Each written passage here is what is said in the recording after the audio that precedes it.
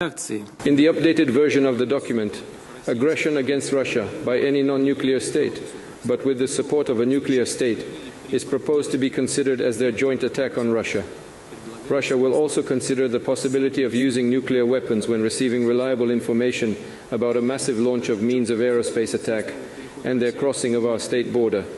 This includes strategic and tactical aircraft, as well as cruise missiles and drones, hypersonic and other delivery vehicles. Russia reserves the right to use nuclear weapons in case of aggression, including if the enemy, using conventional weapons, poses a critical threat.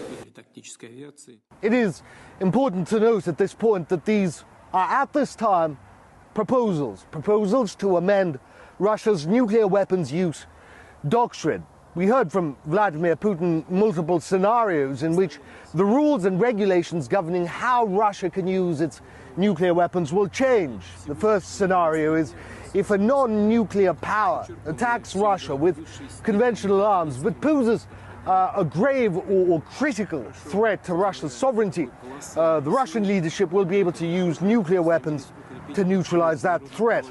The second scenario and how things will change is if that non-nuclear power that is attacking Russia is aided, supplied, abetted by a nuclear power, then that nuclear power will be considered a party to this conflict. So a joint attack on Russia, which will mean Russia will be able to use nuclear weapons both on the non-nuclear power and the nuclear power that it will consider attacking it.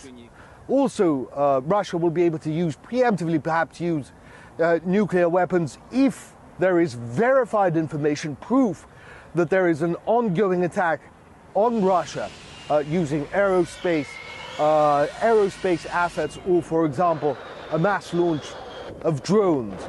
Again, I must mention that these are, at this time, are proposals on how Russia's first use of nuclear weapons, its nuclear doctrine, will change. Nevertheless, this is a stark warning to the West, the latest in a slew of such. Previously, Vladimir Putin had come out and said that if advanced Western missiles with great ranges are supplied to Ukraine and used against Russia for strikes deep into Russian territory, then those countries, the United States perhaps, or Great Britain or France, which supply Ukraine with extended range missiles, that they will be complicit in an attack on Russia. Russia has brushed off their arguments that they merely hand these weapons over. Russia says it has evidence, and there is no way that Ukraine can plan, launch, and use these weapons without without NATO troops being involved,